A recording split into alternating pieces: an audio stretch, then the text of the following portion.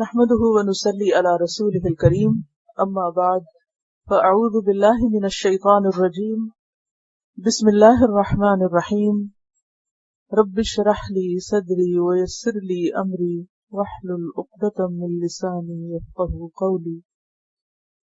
سبق نمبر 123 آیت 19 سے 35 تک، لیسن نمبر 123 آیا 19 to 35 سورۃ یوسف۔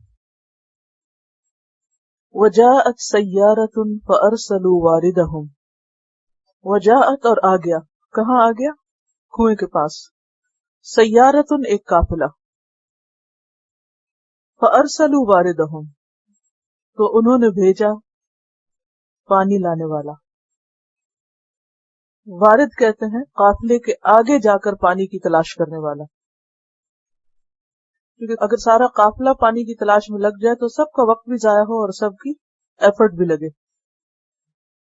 اس لیے عرب کے ریگستان میں جہاں پانی کی کمی ہوتی تھی اور لوگ عموماً پانی کی تلاش میں رہتے تھے، تو وہ کچھ مخصوص افراد کو اس کام پر متعین کر دیتے اور وہ پانی تلاش کرتے تو دوسروں کو آ کر اطلاع دیتے اور وہ سب پانی تک پہنچ جاتے۔ تو یہاں بھی کچھ ایسا ہی ہوا۔ یوسف علیہ السلام کو بھائیوں نے جب کنویں میں پھینک دیا تو اس کے بعد وہ تو چلے گئے۔ بعض مفسرین کہتے ہیں کہ وہ وہیں پر ہی رہے جب تک کہ انہوں نے یہ دیکھ نہیں لیا کہ بھائی کو نکال کر لوگ لے گئے ہیں، لیکن زیادہ قرین قیاس یہی معلوم ہوتا ہے کہ وہ پھینک کر رات کے وقت، عشاء کے وقت گھر واپس چلے گئے، جیسے پچھلی آیت میں آتا ہے۔ اور اس کے بعد ایک قافلے کا وہاں سے گزر ہوا۔ قافلے والوں نے اپنا وارد یعنی پانی تلاش کرنے والا آگے آگے بھیجا، وہ اسی کنویں پر آ پہنچا۔ فَأَدْلَى دَلْوَهُ تو اس نے اپنا ڈول لٹکایا۔ کس میں لٹکایا؟ کنویں کے اندر، یعنی کنویں کی تہہ سے پانی نکالنے کے لیے ڈول کے ساتھ رسی باندھی، اور جس طرح بھائیوں نے یوسف علیہ السلام کو لٹکا کے نیچے پھینکا تھا تو اسی طرح اس وارد نے ڈول نیچے لٹکایا تاکہ اس میں دیکھے کہ کتنا پانی اور پانی آتا ہے یا نہیں۔ اب ہوا یہ کہ یوسف علیہ السلام اس رسی کے ساتھ لٹک گئے، اور جب اس شخص نے رسی کو کھینچا تو ساتھ یوسف علیہ السلام اوپر آ گئے۔ تو دیکھ کر حیران ہو گیا۔ قال یا بشرا ھذا غلام، اس نے پکار کے کہا واہ خوشخبری، یہ تو لڑکا ہے۔ یا بشرا، اس کے دو معنی کیے جاتے ہیں۔ ایک تو یہ کہ خوشی کے وقت یا خوشخبری دینے کے لیے جسے لفظ بولے جاتے ہیں، ہم عام طور پر کیا کہتے ہیں؟ Good news. اسی طرح مختلف زبانوں میں مختلف ایکسپریشنز ہوتے ہیں۔ تو اس نے کہا یا بشرا، اور دوسرا معنی یہ کیا جاتا ہے کہ یہ اس کے ساتھی کا نام تھا جو اس کے ساتھ آیا تھا، اس کا نام بشرا تھا۔ اس نے کہا اے بشرا، یہ تو لڑکا ہے۔ لیکن پہلا معنی زیادہ بہتر معلوم ہوتا ہے کیونکہ بشرا مؤنث ہے اور عموماً لڑکی کے لیے استعمال ہوتا ہے یہ نام۔ تو یا بشرا ھذا غلام، واہ خوشخبری، یہ ایک لڑکا ہے۔ وَأَسَرُّوهُ بِضَاعَةً، اور انہوں نے چھپا لیا اس کو مال تجارت سمجھ کر۔ قافلے والوں نے جو ہی بچے کو دیکھا تو فوراً اس کو چھپا لیا۔ کیوں چھپایا؟ کہ کہیں قریب سے اس کے کوئی وارث نہ آ جائے، لوگ اس کو پہچان نہ لیں اس علاقے کے، کیونکہ یقینی یہ یہی کہیں کوئی بچہ لگتا ہے۔ اور اس زمانے میں چونکہ غلاموں کی خرید و فروخت کا بہت رواج تھا، تو ان کا نظریہ کیا تھا یا ان کی خواہش یا ارادہ کیا تھا کہ اس بچے کو ہم بیچ ڈالیں گے، لہذا انہوں نے اسے مال تجارت سمجھ کر اپنے قافلے میں چھپا لیا۔ واللہ علیم بما یعملون، اور اللہ خوب جانتا ہے جو کچھ بھی وہ کر رہے تھے۔ یعنی لوگوں سے تو وہ چھپا سکتے تھے لیکن اللہ سے نہیں چھپا سکتے تھے۔ اللہ کو سب پتا تھا کہ صورتحال کیا ہے، وَشَرَوْهُ بِثَمَنٍ بَخْسٍ دَرَاهِمَ مَعْدُودَةٍ، اور انہوں نے اس کو بیچ ڈالا معمولی قیمت کے عوض، چند دراہم کے عوض۔ ثمن کا معنی ہوتا قیمت، بخس حقیر، ناقص۔ پیچھے آپ پڑھ چکے ہیں لا تبخسوا الناس اشیاءہم، لوگوں کو ان کی چیزیں یا ان کا حق کم کر کے نہ دو۔ دراہم درہم کی جمع، کرنسی ہے۔ معدودہ گنے چنے، کہا یہ جاتا ہے کہ 20 درہم تھے وہ صرف، اور انہوں نے جلدی کی کیونکہ انہیں ڈر یہ تھا کہ کہیں ایسا نہ ہو کہ جس کا یہ بچہ ہے وہ ڈھونڈتا ڈھونڈتا ہم تک آ پہنچے اور ہمیں کچھ بھی نہ ملے اور وہ اسے کلیم نہ کر لے، تو جیسے بھی بکتا ہے، جتنے کا بھی بکتا ہے بیچ ڈالو، اور بیچنے میں انہوں نے معمولی قیمت کو بھی لے لیا۔ عام طور پر آپ دیکھیں کہ جو چوری کا مال ہوتا ہے وہ خواہ کتنا بھی قیمتی ہو، لیکن عموماً لوگ اس کو کتنے میں بیچتے ہیں، اونے پونے، بہت سستا، کیونکہ انہیں اس سے غرض ہوتی ہے کہ ہمیں کچھ مل جائے، کیونکہ اگر یہ مال ہمارے پاس رہا تو ہو سکتا ہے مالک دعویٰ کر لے اور یہ پھر ہمارے ہاتھ سے چھن جائے، تو انہیں غرض ہوتی ہے مال سے، لہذا وہ اسے نکال دیتے ہیں۔ تو انہوں نے بھی معمولی مال سمجھ کر اس کو بس نکال دیا۔ وَكَانُوا فِيهِ مِنَ الزَّاهِدِينَ، اور وہ اس کے معاملے میں بہت بے رغبت تھے۔ زاہدین زاہد کی جمع ہے، اور زاہد کا لفظ جو ہے زہد سے ہے، چھوڑ دینا، بے غرض ہونا، کسی چیز سے بے رغبت ہونا۔ زہد کی اصطلاح آپ نے سنی ہوگی، اور زاہد کا معنی بھی آپ جانتے ہیں، یعنی زاہد کا لفظ اردو میں عام استعمال ہوتا ہے، نام بھی لوگ رکھتے ہیں زاہدہ، زاہد۔ زاہد کہتے ہیں اس شخص کو جو دنیا سے بے رغبت ہو، جس کے دل میں دنیا کا لالچ نہ ہو، حرص نہ ہو۔ اگرچہ یوسف علیہ السلام انتہائی خوبصورت تھے اور انتہائی قیمتی تھے، اپنے حسن کی وجہ سے بھی اور اپنے اخلاق کی وجہ سے بھی، لیکن ان سب کوالٹیز کے باوجود جو قافلے والے تھے وہ ان کی اصل حقیقت نہیں جانتے تھے، اصل قیمت نہیں جانتے تھے، انہیں نہیں پتا تھا کہ ان کے ہاتھوں میں کیا ہے، اور ان کا وہ باپ جو ان کی ایک دن کی جدائی برداشت نہیں کر سکتا تھا، کہ وہ پکنک منانے کے لیے نہیں بھیج رہے تھے، کہاں وہ قافلے والوں کے لیے بالکل ایک حقیر سا مال تھا۔ اس سے بہت سی باتیں ہمیں پتہ چلتی ہیں جن کا تعلق ہماری عملی زندگی سے۔ ایک بات تو یہ پتہ چلتی ہے کہ انسان بہت کم علم ہے، بہت تھوڑا علم رکھتا ہے۔ بعض اوقات اس کے پاس کوئی انتہائی قیمتی چیز ہوتی ہے لیکن وہ اس کی قیمت کو پہچانتا ہی نہیں۔ جیسے ہیرے کی قیمت کون پہچانتے ہیں؟ جوہری، ہر ایک کو نہیں پتا ہوتا کہ یہ ہیرا ہے اور یہ اتنا ویلیوبل ہے اور اس کی یہ قیمت ہے، لیکن جو ہیرے کو ہیرے کے طور پہ جانتا ہے وہ اس کی قیمت بھی پہچانتا ہے، اس کی ویلیو کو جانتا ہے۔ عام لوگوں کے لیے وہ کیا ہے؟ وہ چمکتا ہوا پتھر ہے۔ اسی طرح بعض اوقات اللہ تعالیٰ ہمیں اولاد دیتا ہے اور وہ اولاد حقیقت میں ہیروں جیسی ہوتی ہے، لیکن ہم اس نعمت کی قدر نہیں کرتے۔ جب وہ ہمیں تنگ کرتے ہیں یا کچھ تو ہم انہیں بعض اوقات بددعائیں تک دینے لگتے ہیں۔ کئی ماؤں کو میں نے دیکھا ہے کہ بچوں کے ستانے پہ انہیں بددعائیں دینے سے نہیں چوکتی، یا پھر یہ کہ کبھی کان کھینچ رہی ہیں، کبھی ہاتھ مروڑ رہی ہیں، کبھی لان تان کر رہی ہیں، کبھی برا بھلا کہہ رہی ہیں، اور اس طرح ان کی ساری پرسنالٹی جو کرش ہو کے رہ جاتی ہے، اور جو ان کی صلاحیتیں وہ دب کے رہ جاتی ہیں۔ وہ جو کچھ کر سکتے ہیں وہ کر نہیں پاتے۔ کیوں؟ کیونکہ انہوں نے صرف ظاہری نظروں سے دیکھا اور صرف وقتی فرسٹریشن کا شکار ہو کر آئندہ آنے والے فائدے کو نہیں دیکھا کہ وہ بچہ ان کے لیے آئندہ جا کر کس قدر بہترین سرمایہ ہو سکتا ہے، دنیا کے اعتبار سے بھی اور آخرت کے اعتبار سے بھی۔ تو کبھی بھی انسان کو کسی چیز کا ظاہری رخ اور وقتی طور پر ایک اوپر کا پہلو نہیں دیکھنا چاہیے، اس کے اندر اور اس کے دوسری طرف بھی دیکھنا چاہیے۔ معمولی سے معمولی نعمت کو بھی حقیر نہیں سمجھنا چاہیے۔ آپ کو نہیں معلوم کہ وہ چیز آپ کو کتنا فائدہ دے گا۔ اور سب سے بڑھ کر یہ کہ انسان انتہائی لا علم ہے۔ اگر قافلے والوں کو یہ پتا ہوتا کہ یہ بچہ کل مصر کا بادشاہ بنے گا اور اس کو نبوت عطا ہوگی اور یہ دین اور دنیا دونوں کے اعتبار سے اعلیٰ ترین مقام پر پہنچے گا، تو کیا وہ اس کو 20 درہم میں بیچتے؟ کبھی بھی نہیں، کبھی بھی نہیں. لیکن لا علمی انسان سے ایسے فیصلے کرواتی. اسی طرح اور بہت سی چیزیں جو انتہائی ویلیوبل ہوتی ہیں، ہم بعض اوقات ان کی قدر و قیمت نہیں پہچانتے.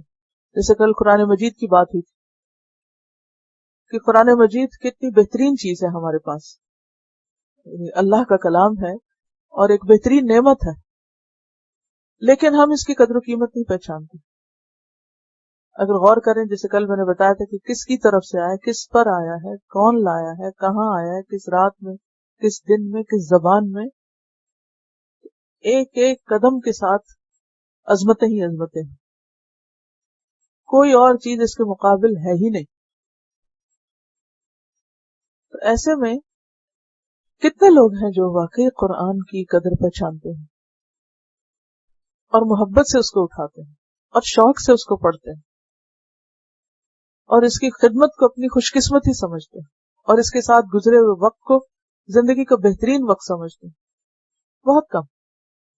آپ جب بچوں کو کہتے ہیں کہ پڑھیں تو کیسے کیسے منہ بناتے ہیں، کیا ری ایکشن ہوتا ہے ان کا. انہیں نہیں پتا ان کے ہاتھوں میں کیا چیز ہے، یہ کس کا کلام ہے، یہ کس نے بھیجا ہے، خبر ہی نہیں. اسی طرح ہمارا وقت، ہماری زندگی کس قدر قیمتی، ہمیں خود بھی خبر نہیں کہ یہ ایک ایک لمحہ جو گزر رہا ہے دنیا بھر کی دولت دے کر اس کو واپس نہیں لایا جا سکتا. یہ لٹانے اور ضائع کرنے کے قابل نہیں. لیکن کتنے لوگ ہیں جو اس کا بہترین استعمال جانتے ہیں. انہوں نے تو 20 درہم میں بیچا تھا، ہم تو اس سے بھی کہیں سستے اپنی زندگی کو ضائع کر رہے ہیں، لٹا رہے ہیں. کبھی فالتو سو کر، کبھی بیکار کے کاموں میں، کبھی ادھر ادھر کی باتوں میں، کبھی جانتے ہی نہیں کہ ہمیں اللہ نے کیا دیا. اور ایک دفعہ جب اس زندگی کی مہلت ختم ہو گئی، پوری دنیا بھی مل کر ہمیں واپس زندگی نہیں دے سکتی. کوئی طریقہ ایجاد ہی نہیں ہوا مرنے والوں کو زندہ کرنے کا، اور نہ کبھی ہو سکتا ہے. تو کتنا ضروری ہے کہ ہم اپنی اس غفلت سے جاگیں اور اپنی اس لا علمی کا اعتراف کر کے جب ہمیں علم دیا جائے اور بتایا جائے تو ہم اس کی قدر کریں. بہرحال انہوں نے یوسف علیہ السلام کو بیچ ڈالا اور کوئی ان میں دلچسپی نہ لی. انہیں دلچسپی کس سے تھی؟ مال سے. آج ہماری دلچسپی کس سے ہوتی ہے؟ مال سے. کچھ کما لے، کچھ حاصل ہو جائے، چاہے وہ چند سکے ہی کیوں نہ ہو، اور اس کے بدلے ہاں کتنی بڑی آخرت کمانے کی اپرچونٹی گواہ ہی کیوں نہ رہے. احساس ہی نہیں ہوتا کیا دے کر کیا لے رہے ہیں. کتنے ہی نیکی کے مواقع جن سے ہمیں آخرت میں بے پناہ فائدہ پہنچ سکتا ہے، ان کو ہم صرف اس لیے گوا دیتے ہیں کہ ہمیں دنیا کا کوئی فائدہ مطلوب ہوتا ہے. بعض اوقات صرف کھانا کھانے میں نماز کا وقت چلا جاتا ہے، پرواہ نہیں ہوتی، یہ بہت لیٹ کر دیتے ہیں. کل قیامت کے دن اگر دونوں چیزوں کو سامنے لایا جائے کہ اگر اس ٹائم پر تم یہ کام کرتے تو تمہیں یہ آج ملتا، پھر تو حسرتیں ہی ہوں گی. کر تو اس وقت کچھ بھی نہیں سکتے، لیکن آج اگر کوئی بتائے کہ اس وقت یہ نہیں یہ کرو، یہ زیادہ بہتر ہے، تو ہم اس کی بات پر کوئی توجہ نہیں دیتے. اب کیا ہوتا ہے؟ وقال الذی اشتراہ من مصر لامرأته اکرمی مثواہ. اور کہا اس شخص نے جس نے اسے خریدا تھا، خریدنے والا عزیز مصر تھا جو فرعون مصر کا وزیر تھا، کہتے ہیں کہ وزیر مال تھا.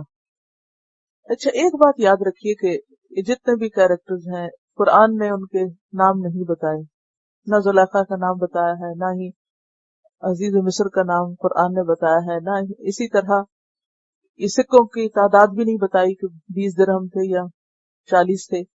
لیکن یہ ضرور پتہ چلتا ہے کہ معدودہ، بس گنے جا سکتے، تھوڑے بہت تھے. اسی لیے ہم دیکھتے ہیں کہ مفسرین کے ہاں ان کی تفسیر میں بعض اوقات اختلاف پایا جاتا ہے. کوئی نام بتاتا ہے، کوئی عہدے میں کمی بیشی بتاتا ہے، کوئی کچھ اور.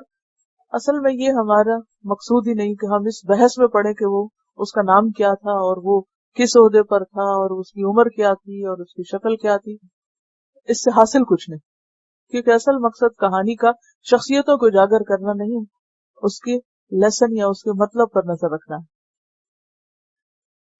تو جس نے اس کو خریدا مصر سے، لمرأتی ہی، اس نے اپنی بیوی سے کہا اکرمی مثواہ، اس کو باعزت رکھ، باعزت ٹھکانہ عطا کر۔ اکرمی کا لفظ اکرام سے ہے، عزت دینا۔ مسوا کہتے ہیں ٹھکانے کو، اور ٹھکانے کے علاوہ مرتبہ، مقام، سٹیٹس، غذا، لباس، مکان، یعنی اگرچہ یہ غلام ہے، ہم نے اس کو خریدا ہے، لیکن اسے غلاموں کی طرح نہ رکھنا، بلکہ اس کو غلاموں کے سٹیٹس سے اوپر رکھنا، اپنے بچوں کی طرح رکھنا۔ اس نے کیوں ایسا کہا؟ کیونکہ اس نے آپ میں رشد اور بھلائی کی علامتیں دیکھی، سمجھ بوجھ دیکھی۔ اب آپ دیکھیے کہ قافلے والے میجورٹی تھے، انہوں نے وہ کچھ نہیں دیکھا جو ایک عزیز مصر نے دیکھ لیا۔ یہی بات میں نے کہی تھی، کس ریفرنس میں کہی تھی؟ حکمت اور دانائی کے ریفرنس میں، کہ اللہ جسے چاہتا ہے حکمت عطا کرتا ہے، اور جب وہ وزڈم انسان کو ملتی ہے تو اس کی نظر عام لوگوں سے مختلف ہو جاتی۔ اس وزڈم کی بنیاد پر انسان صرف ظاہر سے نہیں دیکھتا، بلکہ ظاہر کے پیچھے دیکھتا ہے، صرف وقتی حقیر فائدوں کو نہیں دیکھتا، بلکہ دور رس فوائد کو دیکھتا ہے۔ ایسا انسان صرف آج کے لیے کام نہیں کرتا، وہ کل کے لیے کام کر رہا ہوتا ہے، دور اندیش ہوتا ہے۔ لوگ دیکھ کے سمجھتے ہیں کہ بے وقوف ہے، اس کو سمجھ ہی کوئی نہیں، اس کو کیا حاصل ہو رہا ہے، کیا مل رہا ہے، لیکن وہ مطمئن ہوتا ہے اپنی ذات میں کہ جس دن کے لیے میں کام کر رہا ہوں، جس مقصد کے لیے میں یہ سب کچھ کر رہا ہوں، وہ اس سے کہیں بڑا ہے جو عام لوگوں کو نظر نہیں آ رہا، وہ پردے کے پیچھے، وہ دنیا سے آگے ہے، وہ ہمیشہ کے لیے۔ اور یہی چیز انسان کو انسان سے الگ کرتی۔ ہر شخص ایسی حکمت نہیں رکھتا۔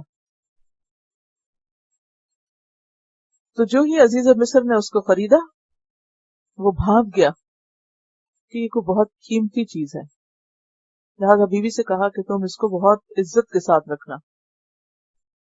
عسیٰ ان ینفعنا، ہو سکتا ہے ہمیں کچھ فائدہ دے، او نتخذہ ولدا، یا ہم اس کو اپنا بیٹا ہی بنا لیں۔ کہا یہ جاتا ہے یا اس سے قیاس کیا گیا کہ شاید ان کا اپنا بیٹا نہیں تھا، اپنا بچہ نہیں تھا، تو انہوں نے سوچا کہ اس کو اپنی اولاد کی طرح رکھیں گے۔ یا پھر یہ کہ جو شخص عقل مند ہوتا ہے وہ اپنی اس عقل مندی اور حکمت کی وجہ سے ہمیشہ دوسرے کے ساتھ اچھا معاملہ کرتا ہے، سامنے والے کا اخلاق کیسا بھی ہو، کوئی کیسا بھی بدتمیز ہو، کوئی کیسا بھی بدسلوکی کرنے والا ہو، وہ اس کے لیول پر نہیں آتا، وہ اپنا لیول برقرار رکھتا ہے۔ کیوں کرتا ہے ویسا؟ کیونکہ اسے معلوم ہے کہ برا کرنے کا انجام برا ہوتا ہے۔ یہ ایک عقل کی بات ہے نا، کہ جو غلط کرتا ہے اس کو غلطی کی سزا ملتے رہتی ہے، اور جو اچھا کرتا ہے اس کو اس کی اچھائی کی جزا بھی مل کر رہتی ہے۔ اور یہی بات آگے صورت میں بھی آپ کو ملے گی، جس سے اس بات کی مزید تصدیق ہوگی۔ کبھی زندگی میں کوئی آپ سے برا کرے، بدنیتی کرے، تو جواب میں آپ بدنیتی نہ کرے۔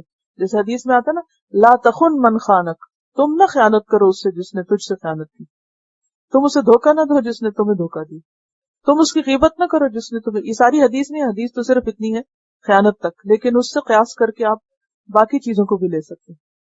تم ایسا نہ کرو، کیونکہ پھر تم اس کے مقام پر آ جاؤ گے، اور جو اس کے لیے لکھا وہی تمہارے لیے لکھا جائے گا۔ پھر ہمیں اپنے عمل کو لوگوں کے تابع نہیں کرنا کہ لوگ برا کریں تو ہمیں بھی برا کرنا ہے۔ تو عسیٰ ان ینفعنا، ہم اس سے اچھا کریں گے تو وہ بھی ہمارے ساتھ اچھا کرے گا، امید ہے کہ یہ ہمیں فائدہ دے گا، کیونکہ ہم اسے فائدہ پہنچا رہے ہیں۔ اور اللہ تعالیٰ نے فطرت میں یہ اصول رکھا ہے کہ جو چیز فائدہ مند ہوتی ہے، نفع بخش ہوتی، وہ زمین میں ٹھہر جاتی۔ جو لوگ دوسروں کو فائدہ پہنچاتے ہیں ان کا نام باقی رہ جاتا ہے، ان کا کام باقی رہ جاتا ہے، ان کا اجر باقی رہ جاتا ہے، اور جو لوگ بیکار ہوتے ہیں وہ کچھ بھی نہیں پاتے۔ جس نے کچھ بویا ہی نہیں وہ کاٹے گا کہاں سے؟ جس نے کام کیا ہی نہیں وہ صلہ کہاں سے پائے گا؟ اس لیے بے حد ضروری ہوتا ہے کہ انسان کسی کے لیے نہیں اپنے لیے اچھا کرے. ان احسنتم احسنتم لانفسکم، اگر تم نے اچھا کیا تو اپنی ذات کے لیے اچھا کیا، کسی پر احسان نہیں کیا. ہم عموماً کیا سمجھتے ہیں کہ ہماری اچھائی کا فائدہ دوسرے اٹھا رہے ہیں اور دوسرے ہمیں مس یوز کر رہے ہیں اور ہم سے فائدہ اٹھا رہے ہیں اور معلوم نہیں کیا کچھ نہیں، وہ ہم خود ہی فائدہ اٹھا رہے ہیں. اور اصل بھلائی کیا ہے؟ جو برائی کے جواب میں کی جائے. اچھے کے ساتھ اچھا کرنا تو اچھا ہی ہے، لیکن اگر کوئی اچھا نہیں کرتا تو پھر اچھا کرنا دراصل اچھا ہی ہے. تو وہ بیوی کو سمجھا رہا ہے کہ دیکھو اس کے ساتھ عزت کا معاملہ کرنا. عسیٰ ان ینفعنا، ہو سکتا ہے کہ ہمیں فائدہ دے یا ہم اس کو بیٹا بنا لیں. وَكَذَلِكَ مَكَّنَّا لِيُوسُفَ فِي الْأَرْضِ، اور اس طرح ہم نے ٹھکانہ دیا، پاؤں جما دیے یوسف کے زمین میں، قرار بخشا، باعزت ٹھکانہ دیا. بھائیوں کے حسد سے نجات دی، وہ جو روز روز کی جیلسی کی وجہ سے جو بدسلوکی کا مظاہرہ ہو رہا تھا اس سے نجات دی. کیونکہ آپ دیکھیں کہ جب ایک انسان ایک خاص ماحول میں ہوتا ہے اور سارے لوگ آپ کے خلاف ہوتے ہیں، کبھی ایسا بھی ہوتا ہے نا. مثلاً آپ کی شادی کسی ایسے خاندان میں ہوگی کہ جہاں آپ باہر سے تھے اور باقی سب ایکا کیے ہوئے تھے. ہوتا ہے بعض اوقات ایسے کہ دوسری نسل ہے، دوسری قوم ہے، دوسرا کلچر ہے اور آپ اس میں ایلین چلے گئے. اب ہر موقع پر وہ سب ایک جتھا بنا لیتے ہیں اور آپ تنہا رہ جاتے ہیں. تو بعض اوقات انسان کیا سوچتا ہے ایسے موقع پر کہ میرے ساتھ بڑی زیادتی ہوئی، میرے ماں باپ نے زیادتی کی، فلاں نے زیادتی کی، اور یہ سب میرے دشمن ہیں اور معلوم نہیں کیا کچھ. تو اس میں انسان ایسے ہی سمجھتا ہے جیسے کسی جیل میں آ گیا ہے یا کوئی بالکل غیر موافق حالات کا سامنا کرنا پڑتا ہے. تو اس میں بھی انسان کبھی بھی نا امید نہ ہو، اللہ تعالیٰ سے دعا کرتا رہے اور اپنی خیر اور بھلائی اور اخلاق باقی رکھے. یوسف علیہ السلام کو اللہ تعالیٰ نے وہاں سے کیوں نکال لیا تھا بھائیوں کے چنگل سے؟ کیونکہ ان کے اندر اخلاق تھا، ان کا کردار اچھا تھا، وہ جو کچھ بھی کرتے تھے یہ اپنے طور پر اچھے ہی تھے، اسی لیے باپ کو بھی زیادہ پیارے تھے. اور پھر اللہ تعالیٰ نے ان کو ان کے اثر سے باہر نکال لیا. عمر میں بھی چھوٹے تھے ان سے. وہ فارسی کا ایک محاورہ، سگ باش برادری خود نہ باش، کتا بن جاؤ چھوٹا بھائی نہ بنو. کیونکہ چھوٹا بھائی ہونا سب کا نزلہ اسی پہ گرتا ہے، سب جاتی کرتے ہیں اس کے ساتھ. تو ایسے میں یوسف علیہ السلام ان بڑے بھائیوں کے ایک طرح سے ان کے پریشر میں بھی تھے اور ان کے حسد کا بھی شکار تھے. پھر یہ کہ اس ماحول میں خواہ باپ کی بہت سی محبت اور شفقت تھی لیکن پورا انوائرمنٹ موافق نہیں تھا. یہاں یوسف علیہ السلام کی ایبلٹیز، ان کا کردار اور ان کی صلاحیتیں پوری طرح نکھر نہیں سکتی تھی. تو ان کے اندر جو احسان اور نیکی تھی اللہ نے اس کی وجہ سے ان کو وہاں سے نکال لیا اور کنعان جیسے گاؤں سے نکال کر مصر جیسے ترقی یافتہ علاقے میں ایک منسٹر کے گھر پہنچا دیا. فائنانس منسٹر تھا وہ، تاریخ میں یہی آتا ہے کیونکہ وہ پھر آگے بھی یہ پتہ چلتا ہے کہ انہوں نے جو ٹریننگ لی ان کی کس طرح کام آئی.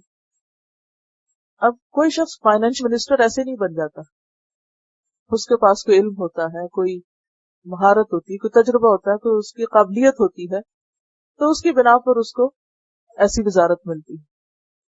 اب ایسے شخص کے پاس رہنا جس کے پاس علم بھی ہو، تجربہ ہو، دولت ہو، سہولتیں ہو زندگی کی، اور پھر اللہ کے فضل سے اسٹیٹس بھی مل جائے کہ اگرچہ غلام کے طور پہ داخل ہوئے تھے کیونکہ اور تو کوئی ذریعہ نہیں تھا وہاں جانے کا، لیکن اللہ نے مالک سے ہی کہلوا دیا کہ اس کو عزت دینا، غلام نہیں سمجھنا.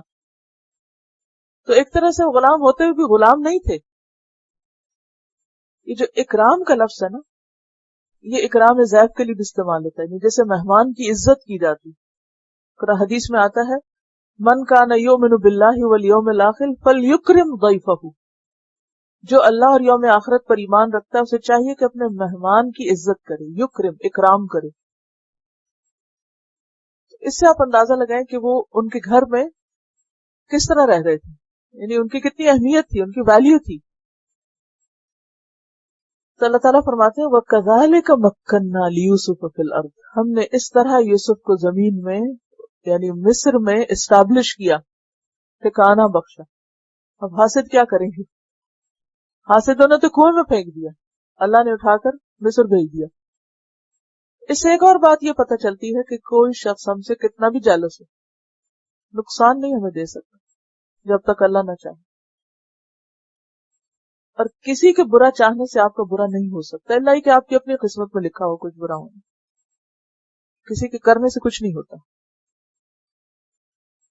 اور جیسے کل بھی میں نے بتایا تھا کہ کلو بھی نعمت محسود، ہر نعمت والے سے حسد کیا جاتا ہے، یہ قاعدہ ہے، ہر نعمت والے سے حسد کیا جاتا ہے. تو جب کوئی حسد کرنے لگے اس حاسد کی فکر سے زیادہ اپنی فکر کریں کہ کہیں اس کے حسد کی وجہ سے آپ کے عمل میں کوئی ایسی چیز نہ آ جائے کہ جو ادب، اخلاق، دین، ایمان کے منافی ہو. اچھا کرنا نہ بھولیں.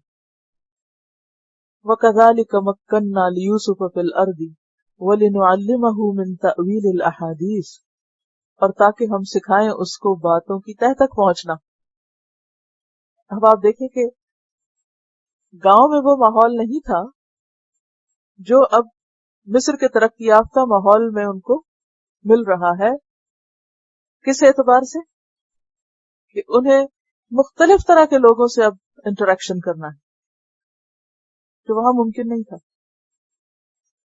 کیونکہ اب اگر فائنانس منسٹر کے گھر میں ہے تو ظاہر ہے کہ وہاں دعوتیں ہو رہی ہیں، ہر طرح کے لوگ آ رہے ہیں، مختلف طرح کے ڈیلیگیشنز آ رہے ہیں، اور گھر کا ایک فرد ہونے کی حیثیت سے وہ ان کو سرو کر رہے ہیں، ان کے ساتھ انٹریکٹ کر رہے ہیں، سیکھ رہے ہیں، طرح طرح کے لوگوں سے واسطہ پڑ رہا ہے، اور کئی سال تک ان کا یہ معمول ہے.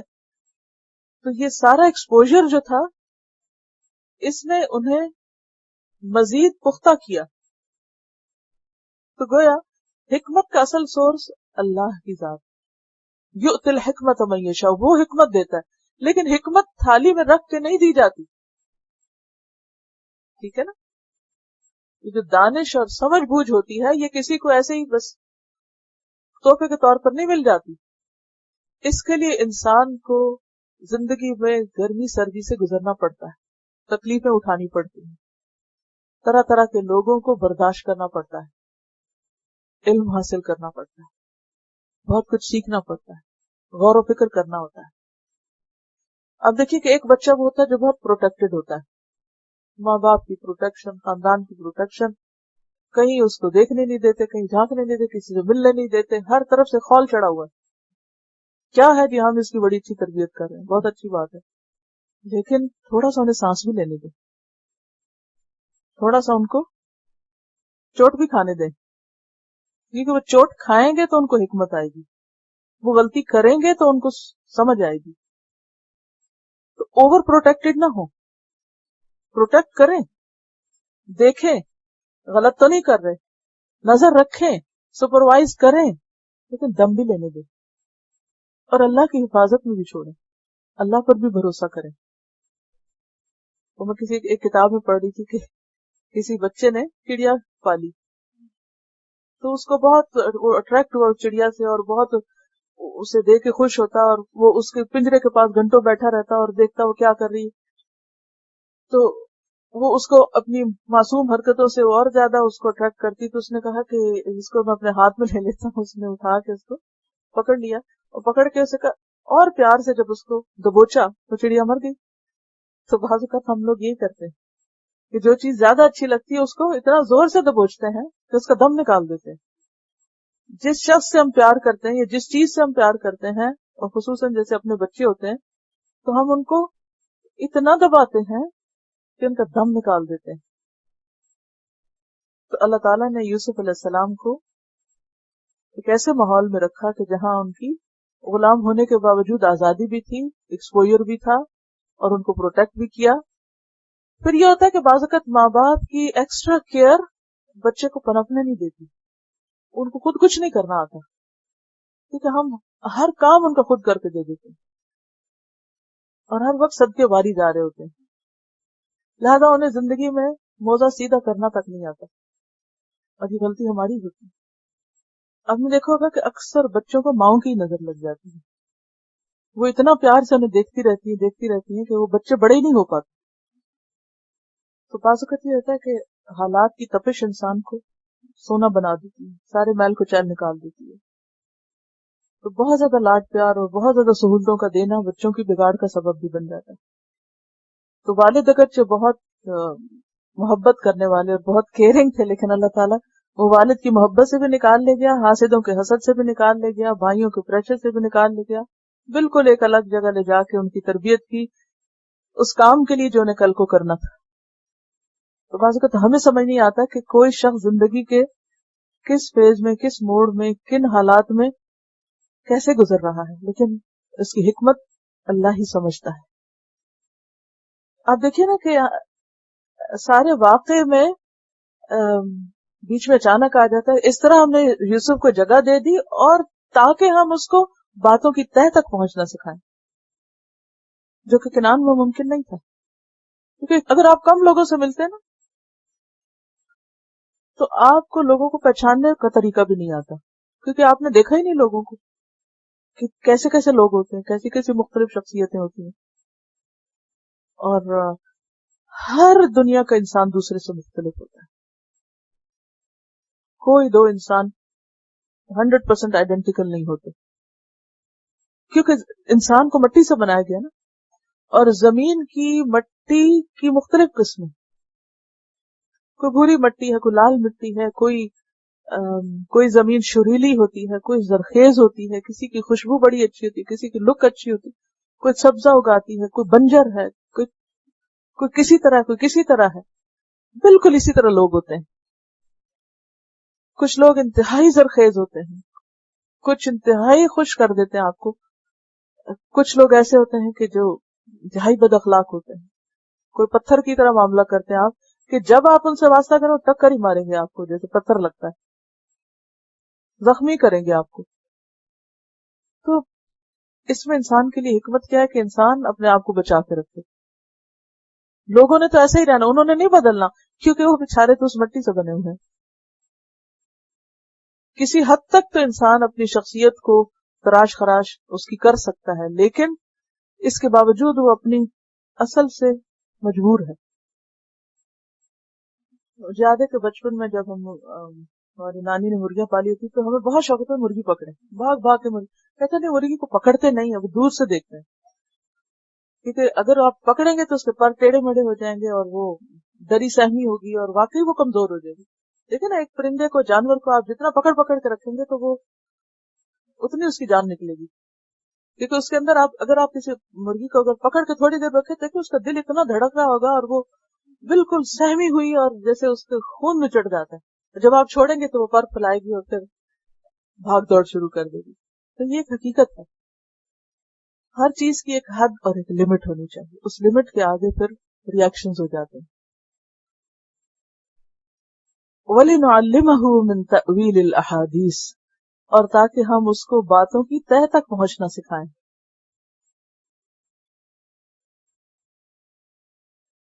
کیونکہ انسان کے اندر ڈیسیژن میکنگ بھی نہیں آتی اگر ہر وقت کوئی اور اس کا ڈیسیژن لے رہا ہو۔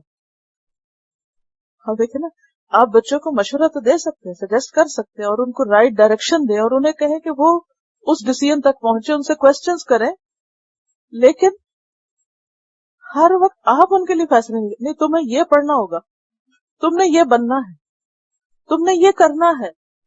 ہم اللہ نے اگر ان کو اس کام کے لیے نہیں پیدا کیا تو آپ کیوں انہیں وہی بنانے پہ تلے ہوئے؟ یعنی ہم میں سے ہر ماں باپ کی خواہش ہوتی ہے کہ جو ہم بن گئے ہیں ہمارے بچے اگر اس سے آگے نہیں تو کم از کم وہ تو بنے۔ عموماً یہ دیکھا گیا جو ڈاکٹر ہوتے ہیں اپنے بچوں کو بس کیا چاہتے ہیں، ڈاکٹر ہی بنے، اور خاص طور پہ ہماری دیسی مینٹالٹی ایسے بہت ہے کہ اس سے کم بچوں کو دیکھنا ہی نہیں چاہتے، اور ہر روز ان کی بس ذہن میں وہی، حالانکہ دنیا اس سے کہیں آگے بہت کچھ نکل چکی ہے، دنیا میں بہت سے فیلڈز ہیں لیکن وہ ہمیں نہیں دکھائی دیتے کیونکہ ہمارا اپنا اتنا ایکسپوجر نہیں، ٹنل ویژن ہے۔ تو اللہ تعالیٰ فرماتے ہیں کہ وَلِنُعَلِّمَهُ مِن تَأْوِيلِ الْأَحَادِيثِ، کہ اس لائف ایکسپیرینس سے وہ باتوں کی تہ تک پہنچے. واللہ غالب علی امر. اچھا ایک اور بات یہ کہ کہا یہ جاتا ہے کہ یوسف علیہ السلام جب وہاں سے نکلے تھے تو ان کی عمر 14 سال یا 17 سال تھی. یہ 14 سال تک کی عمر ایسی عمر ہوتی ہے کہ جس میں ماں باپ اپنے بچوں کو جو کچھ دے سکتے ہیں وہ دے چکے ہوتے ہیں. جو بیسک آپ نے ٹریننگ کرنی تھی، جو اخلاق، ادب، تعلیم، دین سکھانا تھا، وہ آپ نے سکھا لیا.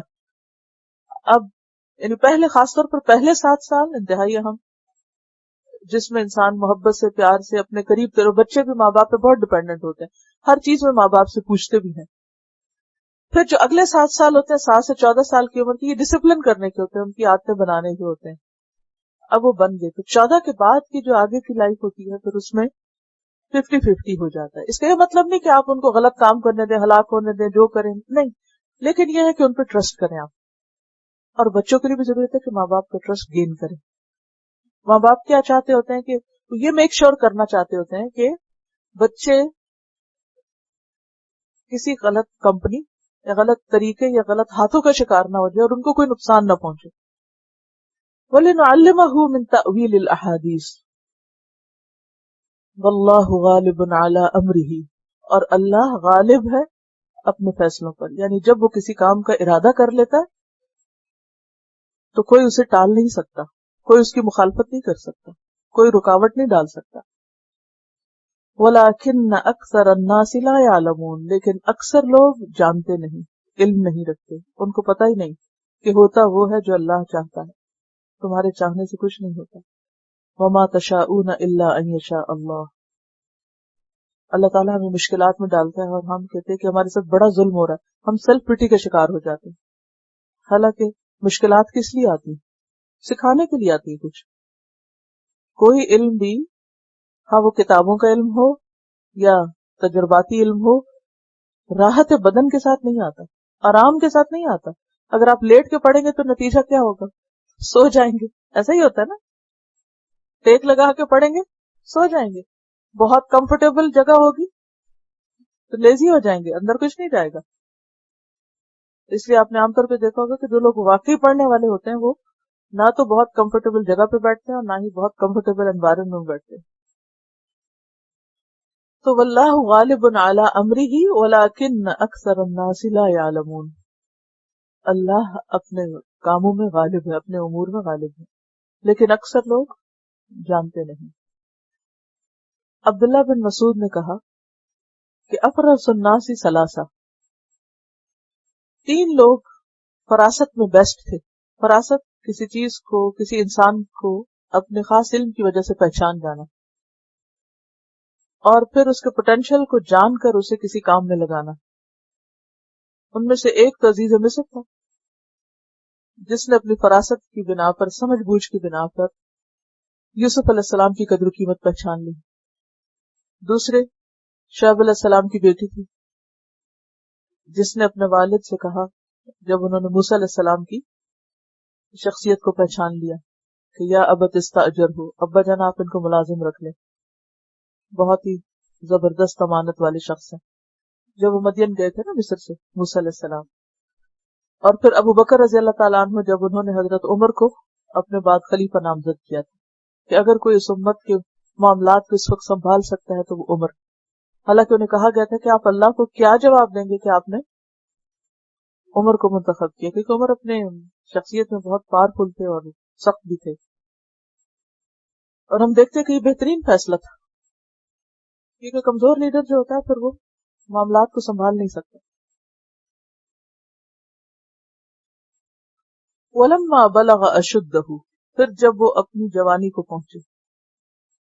اشد کہتے ہیں 30 سے 40 سال کی عمر. اگر 14 سال سے گھر سے نکلے تو another 15-16 years یعنی 30 years کی عمر کو جب پہنچے. آتَيْنَاهُ حُكْمًا وَعِلْمًا. تو ہم نے ان کو حکمت اور علم عطا کیا. اور اگر 30 سے 40 سال کی عمر مراد ہے تو اس سے مراد پھر 40 سال ہوں گے یہاں پر. اشد سے مراد جب نبوت ملتی، اور پھر حکم سے مراد نبوت ہوگی. ویسے حکم کا لفظ جو ہے نالج اور ججمنٹ دونوں کے لیے آتا ہے.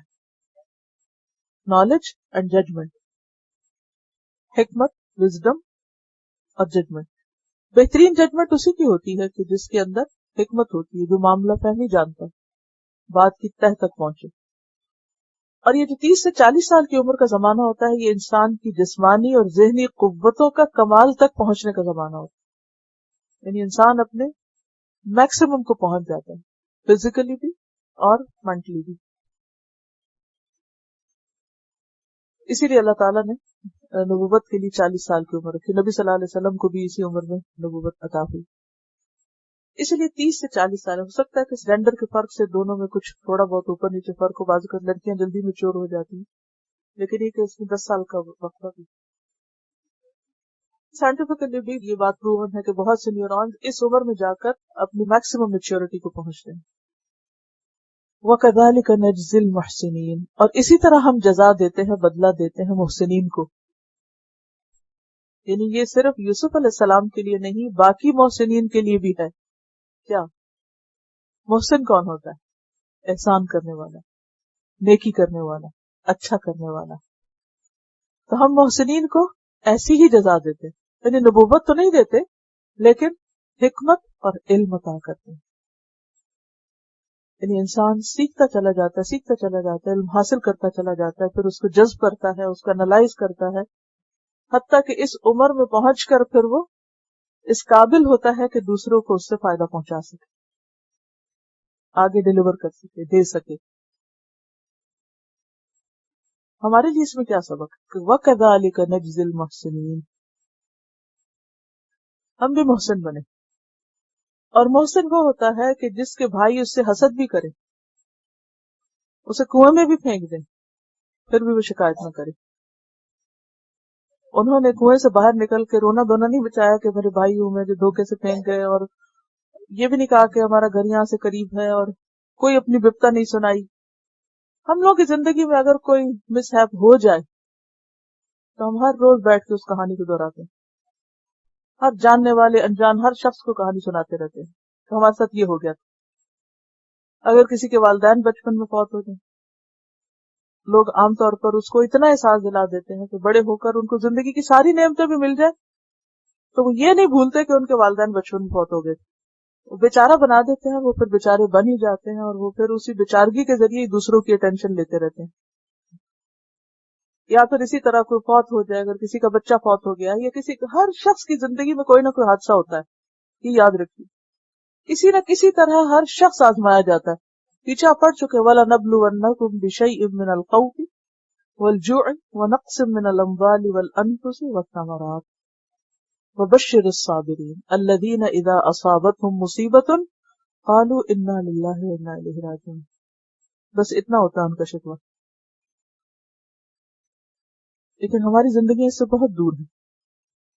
چھوٹی سی بات ہو، بڑی سی بات ہو، ہم اس کو اپنے اوپر اتنا حاوی کر لیتے ہیں کہ ہم اس سے باہر نکل ہی نہیں پاتے تھے. اسی وجہ سے ہم کچھ اور کرنے کے قابل نہیں ہوتے. نہ وہ علم آتا نہ حکمت آتی. حکمت اور علم کے راستے میں رکاوٹیں کیا چیزیں بنتی ہیں؟ یہ بپتا سناتے رہنا، کہانیاں سناتے رہنا، اپنی مجبوریوں کی اور اپنی غم کی اور دکھ کی داستانیں.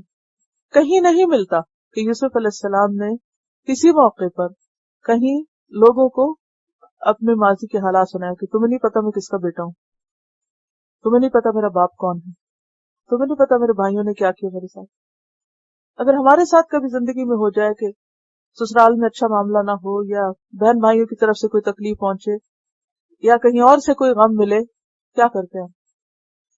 ہر وقت وائے والا کرتے رہتے ہیں. تو محسن تو نہ ہوئے نا.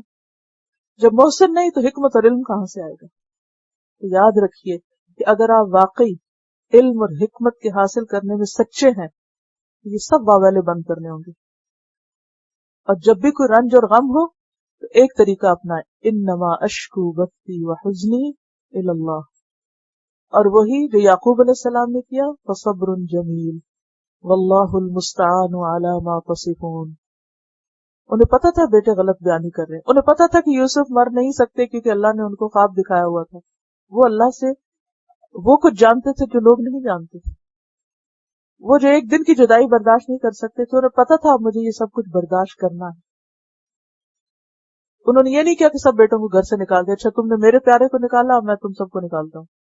جاؤ میں تم سے نہیں بولتا، کچھ نہیں.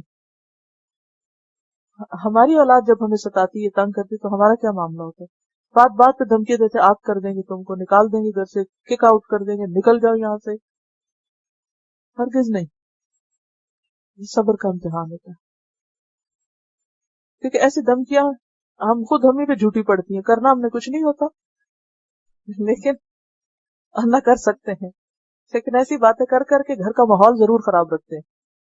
نہ خود خوش رہتے ہیں، نہ خوش ہونے دیتے ہیں کسی کو. تو باعزت باوقار انداز میں غم کو پی جانا، صبر کرنا، برداشت کرنا، یہ احسان ہوتا ہے. اس کو محسن بننا کہتے ہیں. اور ایسے ہی محسن جب اس غم کو اندر رکھتے ہیں تو غم کی شدت ان کے اندر کی وہ در کھولتی ہے. اب دیکھیں کہ پریشر سے چیزیں کھلتی ہیں نا، چاہے ذہنی پریشر ہو، چاہے قلبی پریشر ہو، تو اس سے کیا ہوتا ہے کہ وہ اندر وہ وسعت آتی ہے کہ جو عام حالات میں نہیں آتی. پھر انسان کو وہ کچھ نظر آنے لگتا ہے کہ عام لوگ نہیں دیکھ سکتے. اور جب کوئی مصیبت آئے، جب کوئی تکلیف آئے، تو آپ سوچیں میرے رب نے مجھ سے کسی بھلائی کا فیصلہ کر لیا.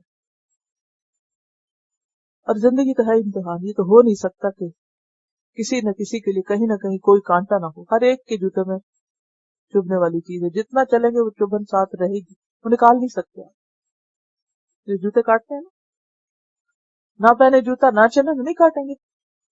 جو جوتا پہنیں گے چلیں گے تو کاٹے گا، کسی نہ کسی طرح پنچ کرے گا. بعض اوقات کتنا بھی کمفرٹیبل جوتا لے، کہیں نہ کہیں سے کاٹتا ہے نا کہ نہیں. اسی طرح ہر چلنے والے کے لیے، ہر زندگی گزارنے والے کے لیے کوئی نہ کوئی پنچنگ پوائنٹ ضرور ہوتا ہے. اسے کہا کہ یہ پارٹ آف لائف ہے.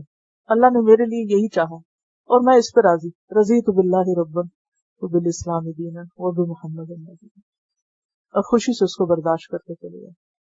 یہی ہے وَكَذَلِكَ نَجْزِي الْمُحْسِنِينَ. آپ پھر دیکھیں اللہ آپ کو کیسے کمپنسیٹ کرتا ہے، آپ کو کہاں کہاں سے کیا کچھ نوازتا ہے، کیا کچھ دیتا ہے. اس کا صلہ بہت بڑا ہے اس صبر کا. ہمارے ساتھ تو ذرا سی کوئی کمی بیشی ہو جائے تو جب تک ہم اس کا اظہار کر نہ چکے ہمارا دل ٹھنڈا نہیں ہوتا. وَرَاوَدَتْهُ الَّتِي هُوَ فِي بَيْتِهَا. اب آپ دیکھیے کہ عزت کا ٹھکانہ، ساری زندگی کی نعمتیں، سہولتیں، ہر چیز ایک اور جگہ سے فتنہ اٹھ کھڑا ہوا، ایک اور ٹیسٹ شروع ہو گیا. بعض اوقات ایسا ہوتا ہے نا کہ ہم ہر دروازہ بند کر کے بندوبست کر کے رکھتے ہیں. آپ نے ونڈوز چینج کرائیں، کولنگ ہیٹنگ کا مسئلہ ہوتا ہے، آپ نے سارا کچھ کر لیا، اور وہ برف اتنی پڑی اس سال کے آپ اوپر سے کچھ ہو گیا. ایک طرف سے آپ ٹھیک کر نہیں چکتے، دوسری طرف سے کچھ آ جاتا ہے. کبھی چین آیا صحیح، کبھی نہیں، کچھ نہ کچھ لگا رہتا ہے. یہاں بھی یہی ہوا، ایک مشکل سے نکلے، دوسری سے نکلے، تیسری سے نکلے. اب جہاں جس گھر میں رہ رہے تھے، اب ٹھیک ہے وہاں کو ان کا فیوچر ہوتا، کوئی مستقبل ہوتا، اب اسی گھر سے آزمائش نکل آئی. وراودته التي هو في بيتها عن نفسه. اور پھسلانا چاہا اس کو، اس عورت نے جن کے گھر میں وہ رہتے تھے، ان کے نفس سے. یہ عورت کون تھی؟ اس کا نام تاریخ میں زلیخا بتایا جاتا ہے. یہ اسی عزیز مصر کی بیوی تھی جس کے گھر میں وہ رہ رہے تھے اور جس سے اس کے شوہر نے کہا تھا کہ بچے کو عزت والا ٹھکانہ دو. راودہ کا لفظ یہ صورت میں آگے بہت استعمال ہوگا، لہٰذا ایک دفعہ سمجھ لیجیے. راودہ کا لفظ رود سے ہے، را واو دال، کسی چیز کی تلاش میں گھومنا اور آنا جانا. اسی سے لفظ ارادہ ہوتا ہے، ارادہ یرید ارادہ، دل میں کسی کا خیال آنا. اب کیا کرتے جب آپ نے کوئی ارادہ کیا ہو نا کہ اچھا کوئی چھوٹی سی چیز کا بھی ارادہ کیا ہو، مثلا کلاس میں جانا ہے، اب کیا ہوتا ہے ہر تھوڑی دیر بعد کوئی بھی کام کر رہے ہو مجھے جانا ہے، پھر کام کرتے مجھے جانا ہے، مجھے جانا ہے، مجھے جانا ہے. یہ جو خیال کا آنا جانا آنا جانا، یہ رود ہوتا ہے. اسی طرح یہ ہے کہ بعض اوقات کسی انسان کا خیال آپ کو اسی طرح بار بار آنے لگتا ہے. یہاں پر اسی اعتبار سے یہ لفظ استعمال ہوا. وراودته التي هو في بيتها عن نفسه. اب اس میں خیال دلانا، یعنی وہ اس کو گناہ کی رغبت دلانے لگی، گناہ کا خیال دلانے کی کوشش کی اس نے. عموماً یہ کسی بھی چیز کا خیال ڈالنے کے لیے آتا ہے، مگر بدی اور بدکاری کی ترغیب دلانے کے لیے لفظ استعمال ہوتا ہے، یعنی برے کام کے لیے کسی کو پھسلانا اور بہکانا. وراودته التي هو في بيتها. اور وہ اس کو گناہ کی رغبت دلانے لگی جس کے گھر میں وہ رہ رہے تھے. وغلقت الابواب، اور ایک دن تو اس نے حد کر دی. کیا؟ غلقت، بند کر دیے. الابواب، دروازے، یعنی کئی دروازے. لگتا ہے کہ پیلس نما گھر تھا جس میں ایک، جیسے ہوتا ہے نا کہ راہداری میں ایک دروازے سے گزر کے آگے دوسرا، دوسرے سے تیسرا، تو تفاسیر میں آتا ہے کہ 7 دروازے. اس نے ایک کے بعد ایک سارے بند کر دیے. اور غلقہ کہتے ہیں دروازے کو مضبوط بند کر کے تالا یا چٹکنی لگانا. ایک تو ہوتا ہے نا دروازے کو ویسے ہی بھیڑ دینا، اور ایک ہوتا ہے بند کرنا، یعنی چٹکنی لگانا یا پھر لاک کرنا اس کو. اس نے سارے دروازے بند کر لیے. وقالت، اور کہنے لگی، ہی تلک، ادھر آؤ. امام بخاری نے اکرمہ سے روایت کیا کہ یہ حرانی زبان کا لفظ ہے، آنے کے معنی میں، کم آن یو کے معنی میں. وقالت ہی تلک، یعنی برائی کی دعوت دی کہ برا کام کرنے کے لیے ادھر آؤ. قال معاذ اللہ، یوسف علیہ السلام نے کہا اللہ کی پناہ. یہ نہیں کہا کہ آئی ٹرسٹ مائی سیلف، اور مجھے اپنے پہ بڑا کانفیڈینس ہے اور میں خود کو برائی سے بچا سکتا ہوں. کہا معاذ اللہ، اللہ کی پناہ، خود پہ بھروسہ نہیں، اللہ کی مدد مانگی. انہ ربی، بے شک وہ میرا رب ہے، احسن مثوایا، جس نے اچھا دیا مجھے ٹھکانہ. اب رب سے مراد ایک تو اللہ ہے جس کے لیے رب کا لفظ استعمال ہوتا ہے کہ اللہ نے مجھے اچھا ٹھکانہ دیا اور میں اللہ کی نافرمانی کروں. ایک معنی تو یہ بنتا ہے. دوسرا معنی کیا ہے کہ عربی زبان میں رب ماسٹر کے لیے بھی آتا ہے.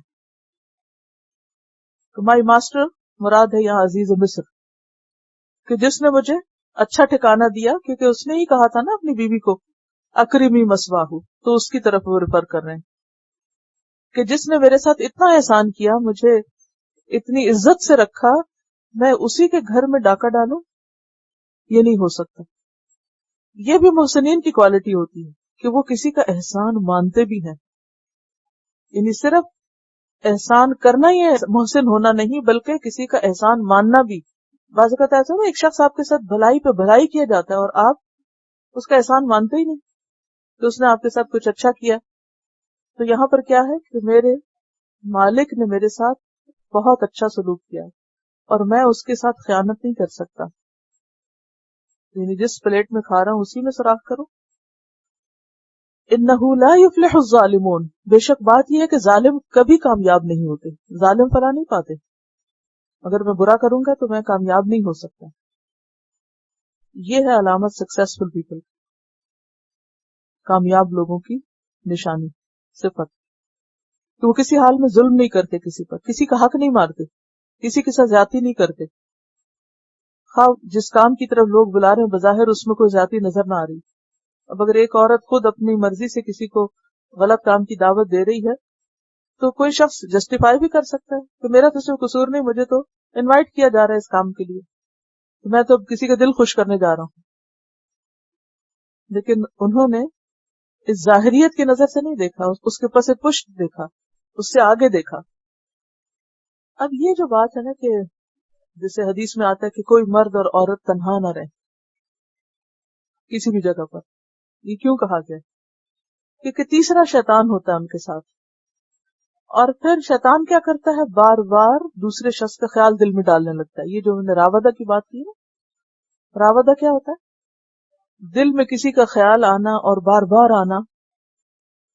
عام طور پر اگر کسی مرد اور عورت کے درمیان کوئی ایسا ریلیشن شپ نہیں بھی، لیکن اگر وہ کسی جگہ پر تنہا ہے تو شیطان کیا کرتا ہے، مرد کے دل میں عورت اور عورت کے دل میں مرد کا خیال ڈالنے لگتا ہے، اور پھر وہ کرتے کرتے نہ چاہتے ہوئے بھی کسی برائی کا شکار ہو سکتے. جیسے بنی اسرائیل کے ایک مشہور زاہد کا واقعہ ہے، بہت بڑا عبادت گزار شخص تھا اور لوگ اس پہ ٹرسٹ کرتے تھے. تو کچھ بھائی تھے جن کی ایک بہن تھی جس کی وہ ٹیک کیئر کرتے تھے، تو انہیں سفر کے لیے کہیں جانا پڑا تجارت کے لیے. تو انہوں نے کہا کہ بہن کو کس کے پاس چھوڑیں، کوئی انہیں نظر نہ آیا تھا. ان کا کہ یہ شخص بڑا ہی نیک ہے، عبادت گزار ہے، تو چلو اسی کو کہہ جاتے ہیں کہ تم ہماری بہن کا خیال کرنا. اب وہ بہن کا خیال کرنے کے لیے جب انہوں نے اس کو ٹرسٹ کیا تو پہلے تو اس نے کہا کہ توبہ، میں ایک نوجوان لڑکی کا میں خیال رکھوں، یہ تو بہت ہی بری بات ہے.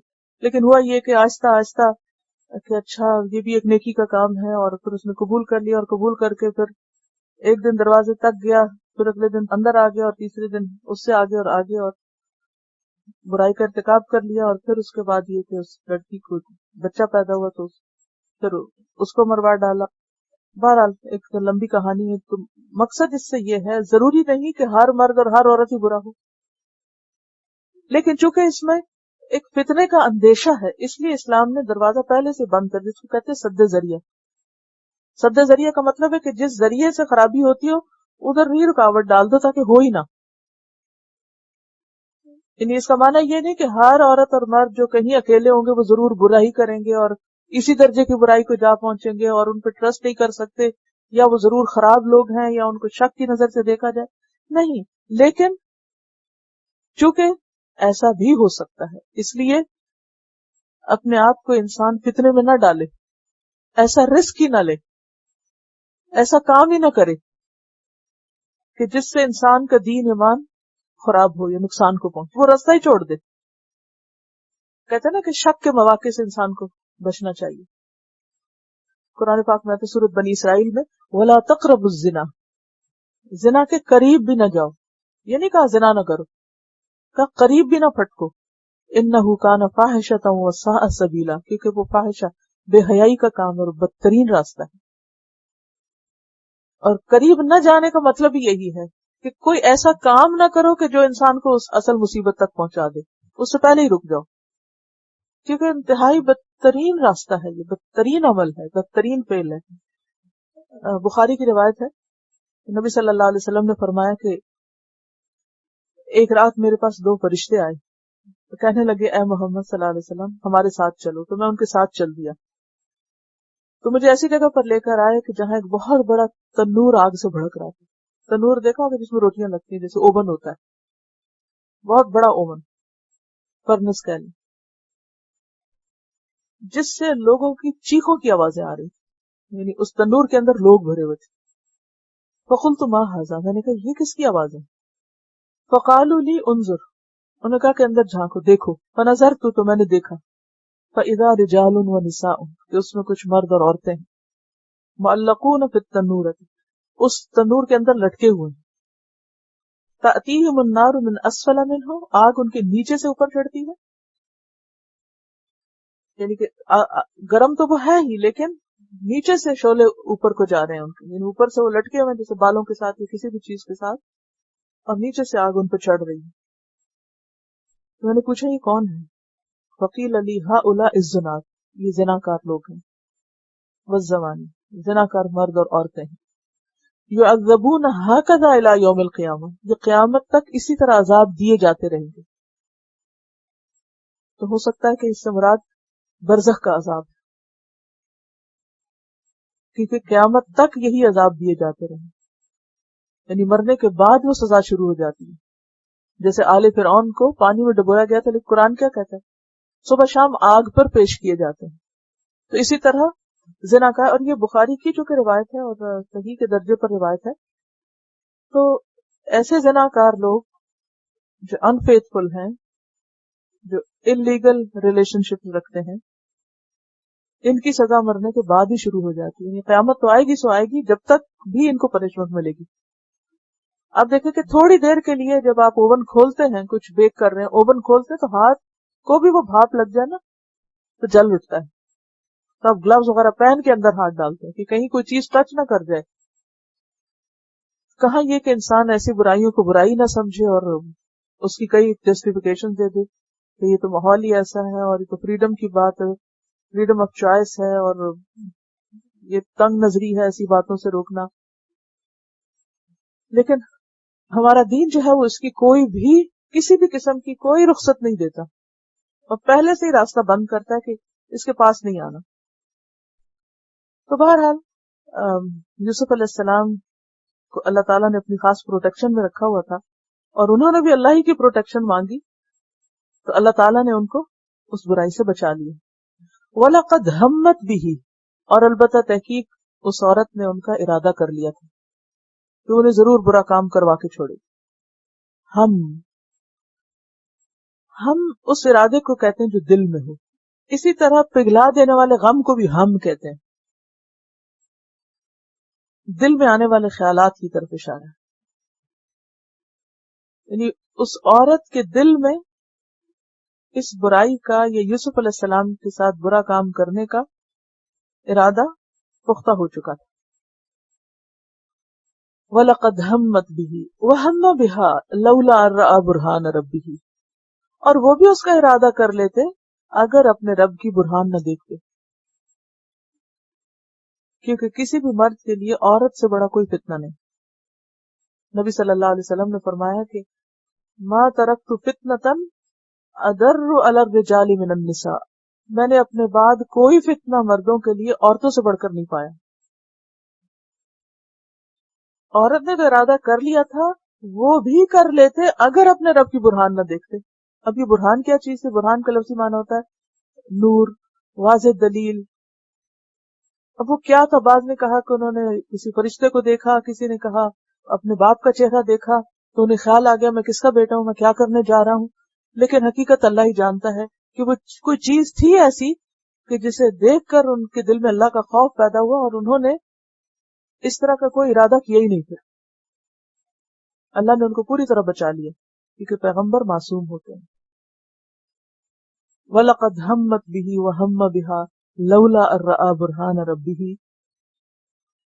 اور ویسے بھی آپ دیکھیں کہ وہ حدیث ہے نا کہ اذا ہم عبدی بحسنۃ، جب میرا بندہ کسی نیکی کا ارادہ کر لیتا ہے تو اللہ تعالیٰ کیا حکم دیتے ہیں فرشتوں کو؟ فَاكْتُبُوهَا لَهُ حَسَنَةً، اس بندے کے لیے نیکی لکھیے. فَإِنْ عَمِلَهَا، پھر اگر وہ اس کو کر لے ارادہ کے بعد، فَاكْتُبُوهَا لَهُ عَشْرِ أَمْثَالِهَا، تو اس کے لیے 10 نیکیاں لکھ لو. ایک نیکی کرنے کے بدلے 10 نیکیاں لکھ لو. اور پھر اذا ہم عبدی بسیئۃ، جب میرا کوئی بندہ برا کام کرنے کا ارادہ کر لے، فلم یعملها، پھر اس کو نہ کرے، فاکتبوها له حسنہ، تو اس کے لیے بھی نیکی لکھ دو. اگر جو اس نے برائی کا ارادہ کیا تھا لیکن اس نے کیا نہیں تو نہ کرنے کے بھی مارکس دے دو اسے. فإن عملها، پھر اگر وہ اسے کر لے، فاکتبوها له سیئہ، تو اس کے لیے ایک برائی بس لکھو. یہ اللہ کی رحمت. وَلَقَدْ هَمَّتْ بِهِ وَهَمَّ بِهَا لَوْلَا أَن رَأَىٰ بُرْهَانَ رَبِّهِ. كَذَلِكَ، اسی طرح، لِنَصْرِفَ عَنْهُ السُّوءَ، تاکہ ہم پھیر دیں اس سے برائی کو، وَالْفَحْشَاءَ، اور بے حیائی. یہ برہان ہم نے کیوں اسے دکھائی؟ کہ ہم اس سے برائی اور بے حیائی کو بالکل دور کر دیں، خیال بھی نہ جائے. اور جس طرح اللہ نے برہان دکھا کر اس برائی سے بچا لیا، اللہ نے دیگر معاملات میں بھی ان کو بہت سی برائیوں سے بچا لیا.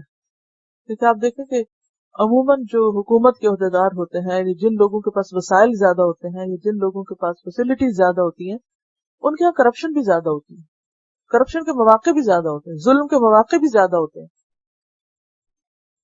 کیونکہ جو اتھارٹی یا پاور ہوتی ہے بذات خود ایک فتنہ ہوتی ہے. اس کے ذریعے اس کے ہوتے ہوئے انسان کے لیے عدل پر قائم رہنا اور برائی سے بچنا بہت مشکل ہوتا ہے. ایک تو مسکین آدمی نہیں جس کے کوئی موقع ہی نہیں ہے کچھ کرنے کا، وہ کرے گا بھی کیا؟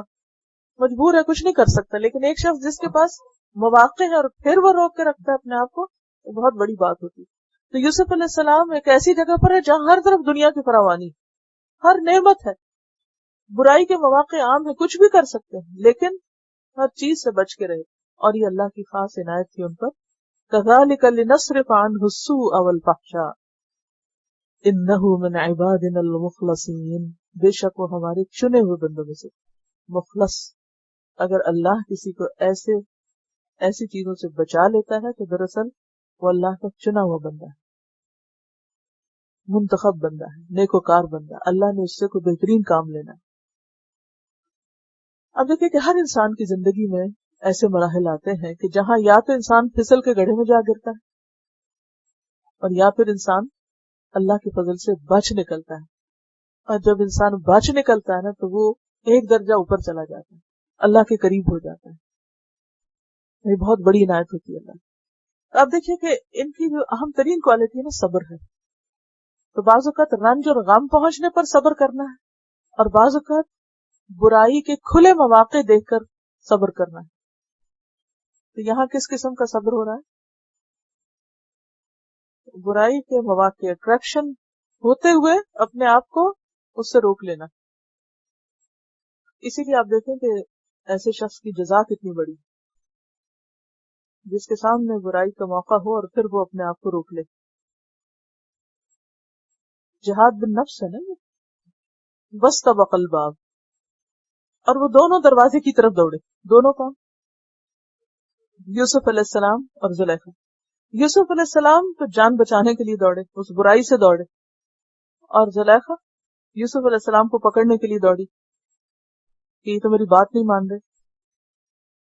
وقدت قمیصہ من دبر، اور اس نے پھاڑ دیا اس کا قمیص پیچھے سے. یعنی یوسف علیہ السلام آگے دوڑ رہے تھے اور عورت پیچھے دوڑ رہی تھی ان کو پکڑنے کے لیے، اور پیچھے سے قمیص پہ ہاتھ بھی پڑ گیا اور اتنی زور سے کھینچا اپنی طرف کہ قمیص پھٹ گیا. لیکن یوسف علیہ السلام پھر دوڑتے گئے. وَأَلْفَيَا سَيِّدَهَا لَدَى الْبَابِ، اور ان دونوں نے اپنے آقا کو دروازے کے پاس پایا. یعنی جب وہ باہر نکلنے لگے تو وہاں زلیخا کا شوہر کھڑا تھا. قالت، کہنے لگی، ما جزاء من اراد بأهلك سوءا، اس کی سزا کیا ہو جو تیرے اہل کے ساتھ برائی کا ارادہ کرے. بالکل الٹ گئی. ارادہ اپنا تھا اور الزام لگا دیا یوسف علیہ السلام پر شوہر کی نظروں میں پاک دامن بننے کے لیے اور اپنی بے عزتی کا انتقام لینے کے لیے. یعنی عورت کے لیے بہت زیادہ بے عزتی کی بات ہے نا کہ کوئی مرد اس کی بات نہ مانے برائی پر. عموماً مردوں کی طرف سے ایسی برائیوں کی دعوت ہوتی ہے، لیکن یہاں یہ کہ عورت کی طرف سے برائی کی دعوت ہے. تب آپ دیکھیں کہ یہ کس قسم کی محبت ہے. یہ تو صرف اپنے آپ سے محبت تھی نا، کہ اگر مرضی اپنی پوری ہو گئی تو راضی اور خوش، اور اگر نہیں پوری ہوئی تو الزام لگانے اور کسی بھی حد درجے میں تکلیف دینے سے گریز نہیں کیا. الا ان یسجن او عذاب الیم، مگر یہ کہ اس شخص کو قید کیا جائے جو تمہاری بیوی کے ساتھ برا کرنا چاہے، یا اسے دردناک سزا دی جائے. ایک لمحہ پہلے وہ جس شخص سے محبت کا اظہار کر رہی تھی، ایک لمحے بعد وہ اس پہ جھوٹا الزام لگانے لگی، کیونکہ محبت نہیں شہوت تھی. ان دو میں فرق ہوتا ہے. محبت پاکیزہ جذبے کا نام ہوتا ہے جس میں انسان بالکل خود غرض نہیں ہوتا، کوئی یعنی اس کا سیلف نہیں ہوتا بیچ میں، یعنی سیلف لیس جذبہ ہوتا ہے جس میں اپنی خواہش نہیں ہوتی، جس میں کس کی خواہش دیکھی جاتی ہے کہ جس سے محبت کی جا رہی ہے اس کی چاہت کیا ہے. اور اس کے برعکس شہوت کیا ہوتی ہے کہ جس میں اپنی خواہش نفس ہوتی ہے، انسان اپنی کسی خواہش کی تکمیل کرنا چاہتا ہے، اور جس سے وہ محبت کا اظہار کر رہا ہوتا ہے اس کی خوشی مقصود نہیں ہوتی، اس کو صرف یوز کر رہا ہوتا ہے. تو یہاں بھی آپ دیکھیں کہ پہلے تو وہ محبت کا اظہار کر رہی تھی اور اب وہ الزام لگا رہی ہے اور ان کو تکلیف دے رہی ہے. اور عموماً آپ دیکھیں کہ دنیا میں جس چیز کو محبت کہہ کے جس کا ذکر کیا جاتا ہے نا، وہ بہت کم لوگوں میں ہوتی ہے. زیادہ تر لوگوں کے اندر شہوت ہوتی ہے. قال ہی راودتنی عن نفسی، یوسف علیہ السلام بولے اس نے مجھے میرے نفس سے پھسلانا چاہا. انہوں نے اپنی دفاع کیا، اپنی صفائی پیش کی. وشہد شاہد من اہلہا، اور ان کے خاندان میں سے، اس عورت کے خاندان میں سے ایک گواہ نے گواہی بھی دے دی. کیا گواہی؟ ان کان قمیصہ قد من قبل، اگر قمیص سامنے سے پھٹی ہوئی ہے فصدقت، تو عورت سچی ہے. وہو من الکاذبین، اور وہ جھوٹوں میں سے. اب بات یہ ہے کہ عورت کہہ رہی ہے کہ اس کا قصور ہے. یوسف علیہ السلام نے کہا نہیں، میری غلطی نہیں ہے، اس نے مجھے دعوت دی تھی. اب کس کی بات مانی جائے اور کس کی نہ مانی جائے؟ سوال یہ پیدا ہونا کہ فیصلہ کیسے کیا جائے کہ کون غلطی پر ہے، کس کا قصور ہے. اور کوئی عینی شاہد تو تھا نہیں. عینی شاہد کون ہوتا ہے؟ جو آنکھوں سے دیکھ کے گواہی دے. تو جن جھگڑوں میں کوئی عینی شاہد نہیں ہوتا ان جھگڑوں میں قرینے کی شہادت دی جاتی ہے. قرینے کی شہادت ان کو انگریزی میں کہتے ہیں سرکمسٹینشل ایویڈنس، کہ سرکمسٹانسز کیا تھے. تو خاندان کے ایک سمجھدار شخص نے یہ سجیسٹ کیا کہ عینی شہادت کے نہ ہونے کی وجہ سے سرکمسٹینشل ایویڈنس کو دیکھ لو کہ حالات کیا کہتے ہیں. اگر تو کرتا پیچھے سے پھٹا ہوا ہے تو یہ اس بات کا واضح ثبوت ہے کہ عورت گناہگار ہے یا عورت کا ارادہ برا تھا، کیونکہ مرد بھاگ رہا ہے اور وہ پیچھے سے اس کو کھینچ رہی ہے تو پیچھے سے قمیض پھٹ گیا.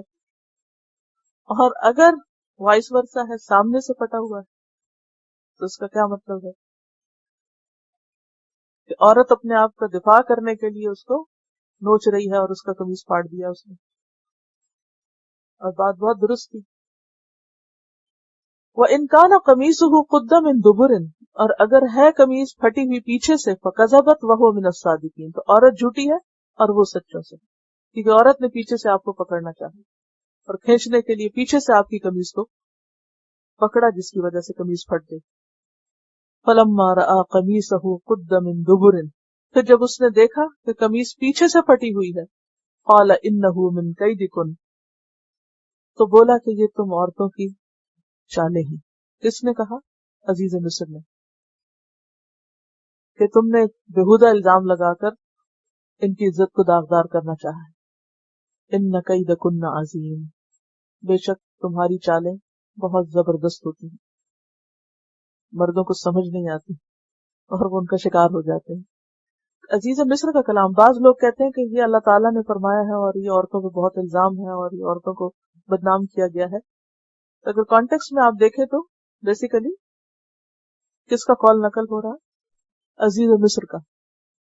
یوسف عارض عن ھذا، یوسف اس سے درگزر کرو، ignore this, don't speak about it, بس بھول جاؤ اس بات کو.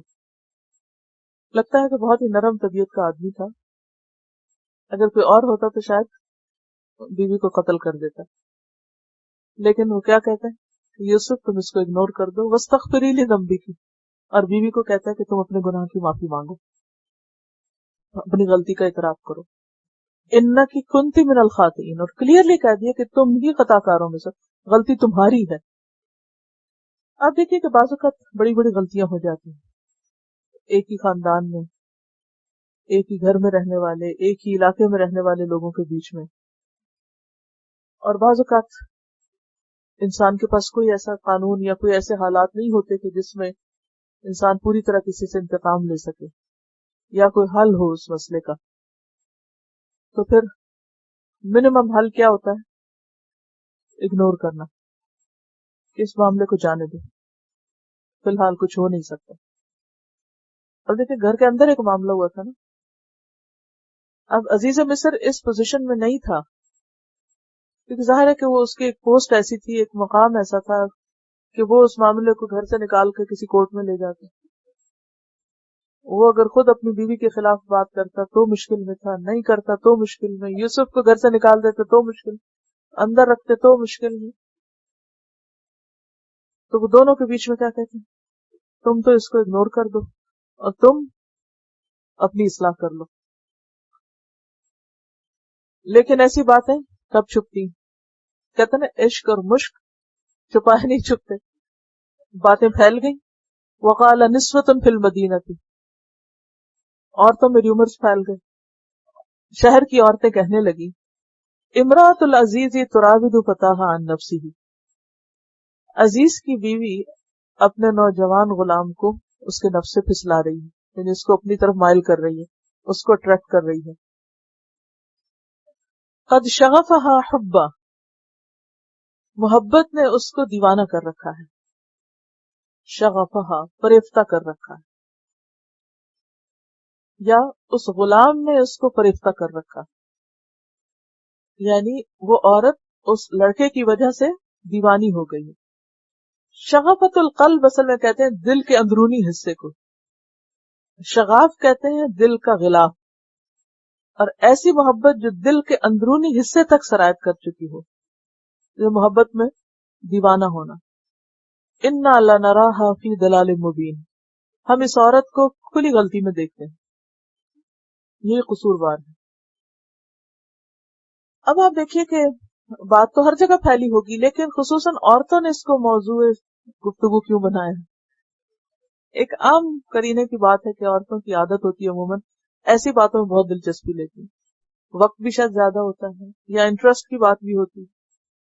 اور خصوصاً آپ دیکھیں کہ ایسی خواتین جن کے پاس زندگی کی سہولتیں ہوں اور ان کے بس فارغ وقت بہت ہو. ایک مخصوص کلاس کے اندر عموماً ایسی پارٹیز، اور پارٹیز میں ایسی گپ شپ اور اس قسم کی قصے کہانیاں، خاص کلچر ہے نا یہ.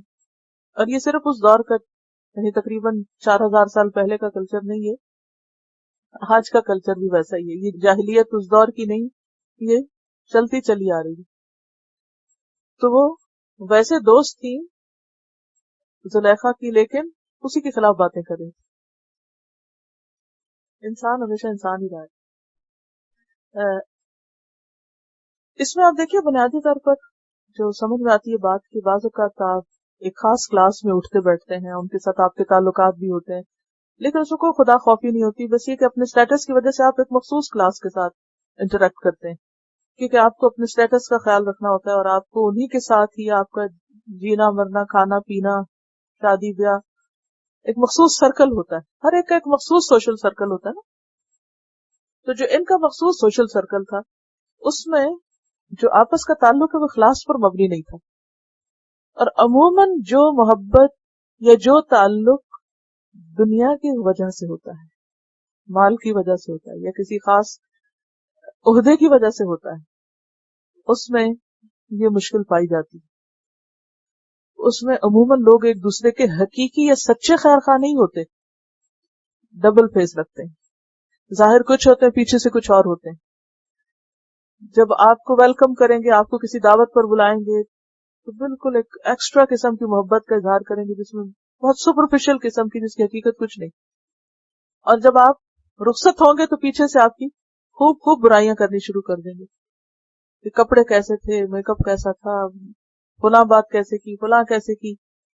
اور پھر دوبارہ ملیں گے تو پھر دوبارہ بہت اچھے سے اخلاق سے ملیں گے. تو یہ ایک دو رخا سا طرز عمل عموماً لوگوں میں پایا جاتا ہے، جو صرف دنیا کی وجہ سے ایک دوسرے سے محبت کرتے ہیں.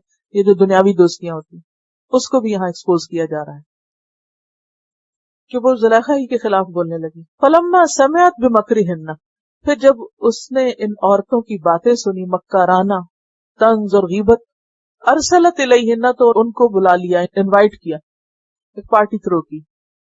وآتدت لہن متکئا، اور ان کے لیے ایک ضیافت تیار کی. متکئا کا لفظ جو یہ تکیہ سے، ایسی جگہ بنانا مہمانوں کے لیے جہاں تکیے وغیرہ رکھے ہوں. پہلے زمانے میں عموماً زمین پر مسندیں وغیرہ لگائی جاتی تھیں. اور آج بھی آپ دیکھیں کہ جو مہمان آتے ہیں تو صوفے وغیرہ پہ جو بٹھاتے ہیں تو ایکسٹرا کوشن وغیرہ، صوفہ تو بذات خود ہی کافی نرم ہوتا ہے، لیکن اور تکیوں پہ تکیے، بعض کا تو اتنی ایکسیس ہوتی ہے ان تکیوں کی تو بیٹھنے کی جگہ ہی نہیں رہتی، تکیے ہٹانے پڑتے ہیں. تو آتدت لہن متکئا، خوب تکیے وغیرہ لگا کے آرام دہ کمفرٹیبل نشست تیار کی، کھانا وانا رکھا. وآتت کل واحدۃ منہن سکینہ، اور ان میں سے ہر ایک کو چھری بھی دی. یعنی چھری کانٹے کا رواج تب بھی تھا، کوئی ماڈرنزم نہیں ہے یہ. اور ہر ایک کے ہاتھ میں چھری پکڑا دی. وقالت اخرج علیہن، اور جب پہلے تو کھانا کھلایا، ضیافت کی، پھر اس کے بعد پھل وغیرہ کھانے کے لیے جب چھری وغیرہ دی، اور اس موقع پر یوسف علیہ السلام کو کہا کہ تم اب آ جاؤ، ان کے سامنے آؤ. وقالت اخرج علیہن، کم ان. فلما رأینہ، سب عورتوں نے اس کو دیکھا، اکبرنہ، تو اس کو بڑا سمجھا، یعنی ہیبت کا شکار ہو گئی، دنگ رہ گئی کہ اتنا زبردست نوجوان، جس کا اخلاق اور جس کی پرسنالٹی اور جس کی لک، یعنی وہ ایک طرح سے دہشت زدہ تھی. نتیجہ کیا ہوا؟ وقطعن ایدیہن، انہوں نے اپنے ہاتھ کاٹ لیے. یعنی اس کو دیکھتے دیکھتے بھول گئی کہ پھل کاٹ رہے ہیں یا خود کو کاٹ رہے ہیں. اب اگر قرآن کا بیان نہ ہو تو ہمیں شاید سمجھ نہ آئے بات، کیونکہ قرآن کہہ رہا ہے کہ انہوں نے ہاتھ کاٹے تھے. تو عام طور پر ایسا ہوتا ہے نا کہ جب آپ کوئی چیز کاٹ رہے ہوں اور ایک دم شوق لگے آپ کو، تو چھری کہیں نہ کہیں لگ جاتی ہے. ہاتھ سب جو چھری سے کام کرتے ہیں کہیں نہ کہیں کٹ ہی جاتا ہے. تو کب کٹتا ہے کبھی آپ غور کریں. تو اب اس کو دیکھا تو وہ حیران ہو گئی. اب سوال یہ پیدا ہوتا ہے کہ انہوں نے پہلے نہیں دیکھا تھا، شاید نہ دیکھا ہو، کیونکہ وہ بہرحال غلام بھی تو تھے نا. لوگ ان کے پاس آتے ہوں گے مگر ان کا اپنا کہیں آنا جانا اور پھر عورتوں کی مجلسوں میں جانا نہیں ہوتا ہوگا. وَقُلْنَا حَاشَ لِلَّهِ، کہنے لگی اللہ کی قسم، ما ھذا بشرا، یہ کوئی انسان نہیں ہے. اتنی زبردست پرسنالٹی کسی انسان کی نہیں ہو سکتی. ان ھذا الا ملک کریم، یہ تو ایک معزز فرشتہ معلوم ہوتا ہے. اور حقیقت یہ کہ یوسف علیہ السلام انتہائی خوبصورت تھے. نبی صلی اللہ علیہ وسلم جب معراج پہ تشریف لے گئے تو آپ نے تیسرے آسمان پر یوسف علیہ السلام کو دیکھا. جب ان کے پاس سے گزرے تو آپ ان کو دیکھ کر حیران ہوئے اور آپ نے آ کر واپسی پر فرمایا کہ انہ اعطی شطر الحسن، ان کو آدھا حسن ملا ہے. یعنی سارے انسانوں کا حسن اگر اکٹھا کیا جائے تو آدھا صرف یوسف علیہ السلام کے تھے اور باقی آدھا سب کے تقسیم ہوا. قالت فذلکن، اور یہ بھی کہا جاتا ہے کہ آدھا حضرت آدم کو ملا تھا، پھر ان سے ان کی اولاد کو تقسیم ہوا، لیکن حضرت یوسف علیہ السلام بے مثال تھے. قالت فذلکن الذی لمتننی فیہ، کہنے لگی یہ تھی وہ بات اے عورتوں جس پر تم مجھے ملامت کرتی تھی، اب دیکھ لیا تمہارا حال کیا ہوا، تم نے بھی تو اپنی انگلیاں کاٹی. وَلَقَدْ رَاوَدتُّهُ عَن نَفْسِهِ، اب وہ دیدہ دلیری سے کہنے لگے میں نے اس کو اس کے نفس سے پھسلایا تھا، میں نے اسے برائی کی دعوت دی تھی. فَاسْتَعْصَمَ، تو وہ بچ نکلا. عین صاد میم عصمہ، عصمت اسی سے ہوتا ہے لفظ، کسی نقصان دہ چیز سے خود بچنا. تو وہ میرے پھندے میں نہیں آیا، میرے فریب میں نہیں آیا، بچ نکلا. وَلَئِن لَّمْ يَفْعَلْ مَا آمُرُهُ، اور البتہ اگر نہ وہ کرے جو میں اس کو حکم دیتی ہوں، لَيُسْجَنَنَّ، تو ضرور قید کر دیا جائے گا. وہ نہ تو مانے میری بات، پھر دیکھیں اس کے ساتھ ہوتا ہے کیا. وہی پرندے جیسی بات کے پرندے کو پکڑ کے دبوچ دیا. حقیقت یہ ہے کہ پوری سوسائٹی کا یہی حال. I was thinking about how this is an example of a very morally decayed society. All they have to amongst themselves over dinners or alone is this. And I was thinking about how this is very common. If you go to grocery stores, the magazines lined up are they're just rumors about celebrities, somebody breaking up, somebody going out with someone. And all our dramas, in fact, are songs, storybook, novels, they're just based on that. How can a society prosper when there just comes to such decayedness? اخلاقی زوال کی علامت ہے، انتہائی دکھ رہی. اور پھر سب کے بیچ میں اتنے اپنے آپ کو جسٹیفائی کر رہی ہے، اپنے گناہ پہ کوئی شرمندگی نہیں، کوئی استغفار نہیں. استغفار تو ہوتا نا غلطی ماننا، یہاں یہ اور طرح مانا جا رہا ہے کہ میں نے ہی اس کو کہا تھا اور اگر یہ میری بات مانے گا نہیں تو یہ بچ نہیں سکتا، اسے قید کر دیا جائے گا اور یہ ذلیل ہو کر رہے گا. یہ کس قسم کی محبت ہے کہ آپ جس سے محبت کریں اسے ذلیل کر کے رکھ دیں. قال رب السجن احب الی مما یدعوننی الیہ، کہا اے میرے رب قید خانہ مجھے زیادہ عزیز ہے، اے میرے رب مجھے قید خانہ زیادہ پیارا ہے اس چیز سے جس کی طرف یہ مجھے بلا رہی ہیں. میں ان کی بات نہیں ماننا چاہتا، میں ان سے دور جانا چاہتا ہوں. اب ظاہر ہے کہ اس طرح کی آزادی تو نہیں تھی کہ واپس اپنے وطن چلے جاتے، ان کی لمیٹیشنز تھی. تو انہیں اسکیپ کس میں نظر آئی؟ جیل جانے میں. وَإِلَّا تَصْرِفْ عَنِّي كَيْدَهُنَّ، اور اگر تو نے ان عورتوں کی چال مجھ سے نہ پھیری، اصب الیہن، تو میں ان کی طرف مائل ہو جاؤں گا، میں ان کے پھندے میں نہ آ جاؤں. مجھے یہ ڈر ہے کہ میں زیادہ عرصہ ریزسٹ نہیں کر سکوں گا. اصبو کا لفظ جو ہے صاد با یا سے، سبھی کہتے ہیں بچے کو، اور صبا کہتے ہیں بچوں جیسی حرکتیں کرنا، کسی کی طرف مائل ہونا، اور خصوصاً محبت میں بچوں جیسی حرکتیں کرنا. وَأَكُمْ مِنَ الْجَاهِلِينَ، اور میں جاہلوں میں سے ہو جاؤں گا. اب آپ دیکھیں کہ ایک فتنہ ملٹی پلائی ہو گیا، وہ وائرس سب کو لگ گیا. اور پھر آپ دیکھیے کہ کتنا فرق ہے یوسف علیہ السلام میں اور باقی سوسائٹی میں. یہ ایک ہیں، ان کی کوئی سپورٹ نہیں ہے، اور اس پورے ایک سمندر کے اندر وہ سروائیو کس طرح کر رہے ہیں. ان سب کی نظریں یوسف پر ہیں اور یوسف کی نظر خدا پر ہے. وہ سب اس کو خوار کرنے پہ تلے ہوئے ہیں اور یوسف علیہ السلام اللہ کا سہارا تھامے ہوئے ہیں. اور یہی بندہ مومن کا کردار ہوتا ہے. پورا معاشرہ کرپٹ ہو، اپنے آپ کو بچا کے رکھتا ہے کہ مجھے ان کے پیچھے نہیں، مجھے ان جیسا نہیں بننا. اچھا کمزور لوگ کیا کہتے ہیں؟ کیا کریں، دل تو بہت چاہتا ہے کہ ہم بھی کوئی اچھا کام کریں، مگر سارا معاشرہ ہی ایسا ہے، لوگوں کی ڈیمانڈ ہی ایسی ہے، ہمیں مجبوراً ان جیسا بننا ہی پڑتا ہے. کتنے کم لوگ ہوتے ہیں جو یوسف علیہ السلام کی طرح ہوں، کہ جو مشکل سے مشکل حالات میں اپنے آپ کو بچا کے رکھے.